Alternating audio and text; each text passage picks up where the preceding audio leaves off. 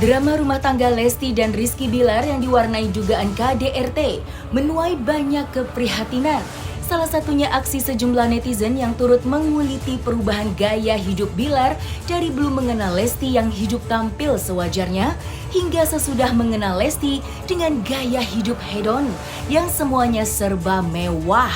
Mulai dari koleksi jam tangan dan sepatu mewah hingga beberapa mobil-mobil mewah yang nyatanya disorot kontras dengan gaya hidup Lesti sebelum mengenal Bilar, tampil sederhana. Terlebih lagi rumah yang kini mereka tempati nyatanya hanyalah rumah sewa.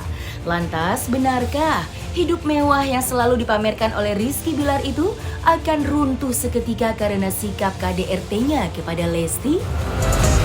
Teman-teman, ayo kita lihat sepatu koleksi. Udah Pak, ini di sini karena gak muat Pak kalau misalkan di atas. Ketemu sama Lesti, gua udah beli sih karena gua masih susah. Ya, saya cuma mau bilang bahwa inilah hasil yang saya dapat selama ini. Ada Rolls Royce. Jadi hari ini saya agak sedikit bingung ya untuk pakai yang mana dulu ya. Ada ini, ada Alphard. Gua tanpa istri gua, tanpa kenal Lesti, tidak mampu membeli sesuatu yang sekarang gue punya. Gue tidak mampu lah mencapai segala sekarang yang gue punya. Begitu juga sebaliknya, tapi Lesti pun juga ada hal-hal yang mungkin dia tidak mampu untuk mencapai itu, tidak mampu untuk. Dia akan beli tas Hermes, Dede mendingan Dede beli Gitu. sawah kalau Dede gak kawin sama Rizky Bilar. Iya gitu. Dan gue Punya duit Dede mendingan Dede tabung aja ya, karena Dede punya suami baik, soalnya kayak lain. Dede tuh kadang suka gini ya, mereka yang bikin statement sendiri, terus mereka sendiri yang maki orang gitu loh. Jadi kadang ya sabodoting aja lah Dede mah gitu. Justru itu fungsi netizen. Apa? Justru itu fungsi netizen. Ya. Menaikkan ya. seseorang lalu menghujatnya atau sebaliknya. Kalau tadi kakak nanya dijulukin Sultan gitu. Kita sih Kalau nggak pernah menganggap diri kalau kita doa itu. yang baik mah Dede mah diaminin aja. Ya sebenarnya kan kata Sultan itu kan pergeseran makna ya, dimana Sultan itu dulu kan identik dengan darah biru anggota kerajaan, namun sekarang orang memaknainya adalah suatu orang yang crazy rich seperti sebelah saya gitu kan. Cuma kan kita menganggap diri kita belum selevel itu. Bisa saja lah kalau memang kita juga di posisi itu, kalau memang ada uang bukan lagi yang menjadi kebutuhan ya sudah menjadi keinginan kita ya kita beli.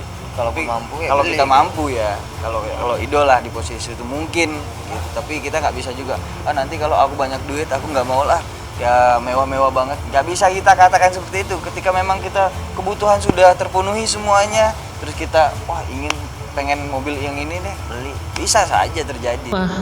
Memang mereka udah di puncak karir, cuman kalau udah seperti ini sudah nggak ada harapan lagi ya, karena apa, si B sudah dikecam, sudah diboikot oleh KPI, nggak boleh tampil lagi di televisi. Sudah pasti karirnya meredup karena dia cari makannya di dunia artis. Artis kalau nggak boleh ditampilkan lagi di TV ya sudah pupus harapannya. Saat ini si B benar-benar terancam.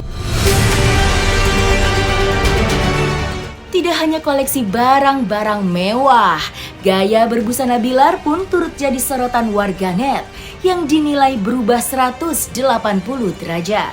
Sebelum mengenal sang istri, Bilar dulunya hanya dikenal sebagai model dan pesinetron dengan bayaran yang sewajarnya. Namun setelah takdir menemukannya dengan Lesti, popularitas sang istri ternyata cukup diakuinya lah yang membuat karirnya melejit dengan begitu pesat. Namun karir yang telah ia capai kini dengan kemewahan yang telah ia miliki itu nampaknya akan sirna begitu saja.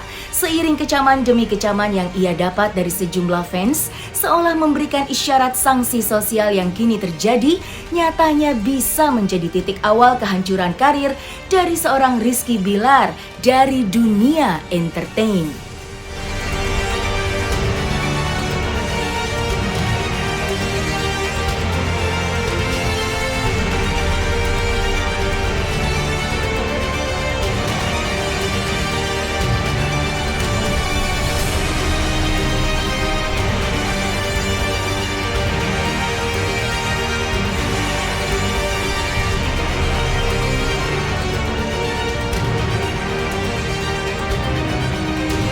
dulu saya sebenarnya jujur saya punya sifat yang minderan. Saya punya sifat yang kurang nggak percaya diri. Itulah alasan kenapa dulu saya sempat memutuskan untuk masuk ke dunia modeling, karena saya pengen untuk meningkatkan kepercayaan diri saya gitu. Malah itu ya, Pak? Malah itu karena saya dulu termasuk orang minderan, dan akhirnya setelah ada tawaran modeling saya mencoba, ya udahlah saya coba masuk ke dunia modeling, di mana mungkin saya bakal mendapatkan ilmu, bakal mendapatkan banyak teman, dan di mana dari situ saya bisa memunculkan kepercayaan diri saya. Dan akhirnya setelah mulai proses yang lumayan, banyak ketemu sama orang, banyak ketemu sama orang-orang yang hebat-hebat, dan akhirnya lama-lama rasa percaya diri saya tumbuh.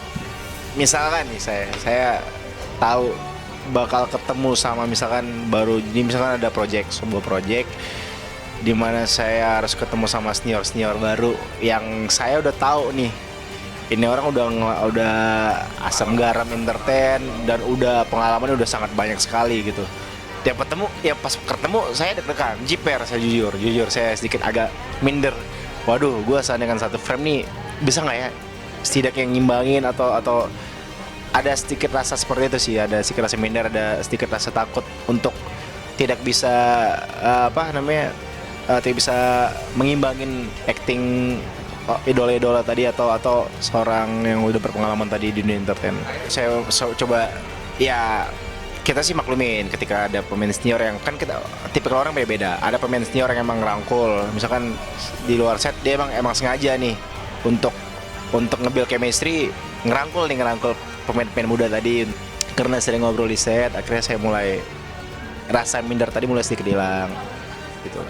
Pekerjaan ini iya awalnya seperti gue bilang tadi di mana gue sebenarnya di mana gue tadi sosoknya apa adanya. Namun lama-kelamaan gue sadar gue harus pelan-pelan ngerubah gitu, karena gue harus tetap sedikit ya jaga image lah. Harusnya pelan-pelan, cuma nggak mesti gue harus jadi orang lain juga. Ya udah, emang resiko jadi public figure seperti itu. Bilar kan memang banci tampil. Dia kan memang orang yang suka banget publisitas dan dekat dengan Lesti. Itu adalah cara dia untuk menyedot publisitas tersebut. Lestinya aja kan gak sadar seperti ini. Dan semuanya didukung dengan para pecintanya yang kemudian bilang, wow cocok. Yang di sini yang jadi tanda petik yang baper jadinya Lesti. Yang jadi korban Lesti ini di sini. Walaupun dua-duanya punya andil yang juga gak kalah kecil gitu loh. Tapi kalau ditanya yang paling bersalah siapa? Orang yang jodoh-jodohin mereka berdua. Gitu aja, jangan lepas tangan loh. Ya bisa fansnya, bisa manajemennya duluan. Ingat, Lesti dan Bilar punya sebuah cerita yang sebetulnya beda jauh. Kalau kita masih ingat, yuk lihat sejarah yuk gitu. Ini dua cerita ini sebetulnya nggak nyambung nih. Yang ini putus sama Rizky dulu gitu ya. Ini katanya baru putus sama seseorang yang ternyata orang itu nggak ngaku bahwa ini bukan cowok gue juga gitu, nggak pernah jadi cowok gue gitu. Tapi sama cerita media itu dicocok-cocokin gitu. Siapa pelakunya? Terus percaya aja bahwa manajemen di baliknya itu nggak melakukan sesuatu gitu. Ini cuan loh buat mereka. Terus kemudian apa? Yang kemakan fansnya tuh. Wah. Nah, kalau mau salah-salahan, jangan lepas tangan dong. Dosa tanggung bareng.